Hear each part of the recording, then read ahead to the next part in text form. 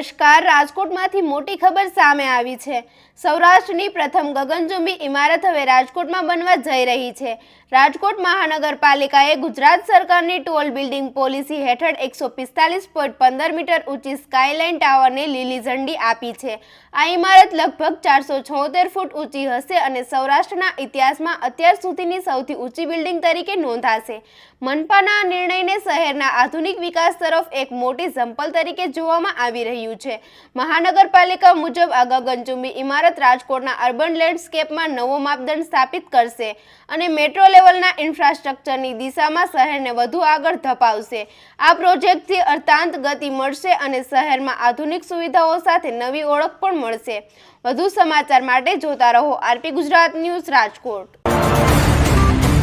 मनसुखभाई भीमाणी वसन बिल्डर्स राजकोट। मनसुखभाई आपने प्रोजेक्ट ने मंजूरी मिली है। आ प्रोजेक्ट की शू खासियत है?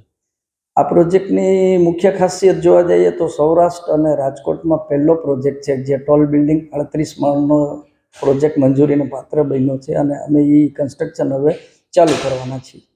આમાં શું શું હશે? આની અંદર અમે ઘણી બધી એમ્યુનિટીઝ આપી છે।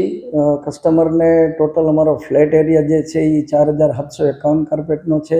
એની અંદર અમે 4 બેડરૂમ આપ્યા છે, મોટા સર્વન્ટ રૂમ આપેલ છે અને લિવિંગ આપેલ છે, કિચનના ડબલ કિચન આપેલ છે, પૂજા રૂમ આપેલ છે, હોમ થિયેટર રૂમ આપેલ છે અને પર્સનલ 2 લિફ્ટ આપેલ છે જે કસ્ટમરો ઓપરેટ કરી શકે only for flat holders. Parking માટેની શું શું? પાર્કિંગની અંદર અમે એક ફ્લેટ દીઠ 4 ગાડીનું પ્રોવિઝન કરેલ છે। અને જે કોમર્શિયલ છે તેમાં શું હશે? કોમર્શિયલ ઓનલી ફોર અમારે રિંગ રોડ ઉપર 6 શોરૂમ છે માત્ર અને 6 શોરૂમ ફર્સ્ટ ફ્લોર ઉપર છે જે રેસિડેન્ટ સાથે કાંઈ કનેક્શન નથી એનું। એમ્યુનિટીઝ આમાં કઈ કઈ હશે?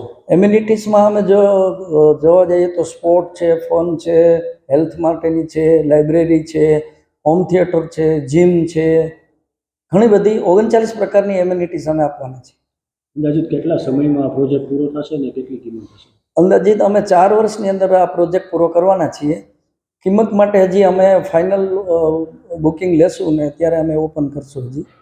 ખાસ કરીને બહુ ઊંચો આ બિલ્ડિંગ બનવાનું છે તો આના માટે તમારે શું શું મંજૂરી લેવી પડી? આના માટે અમારે પહેલાં તો એરપોર્ટની એનઓસી લેવું પડે, પછી ફાયરનું એનઓસી લેવું પડે, પછી પર્યાવરણનું એનઓસી લેવું પડે, પછી ટોલ બિલ્ડિંગમાં વિન્ડ પરમિશન અગત્યની છે, વિન્ડ પરમિશન લેવી પડે। આ બધા પેપર વર્ક પૂરા કર્યા પછી કોર્પોરેશનનું સબમિશન અમારે થાય, પછી કોર્પોરેશન દ્વારા ગાંધીનગર મોકલવામાં આવે સચિવાલયમાં, ત્યાંથી પછી ફાઇનલ મંજૂરી અમને કોર્પોરેશનને આપે, કોર્પોરેશન અમને આપે।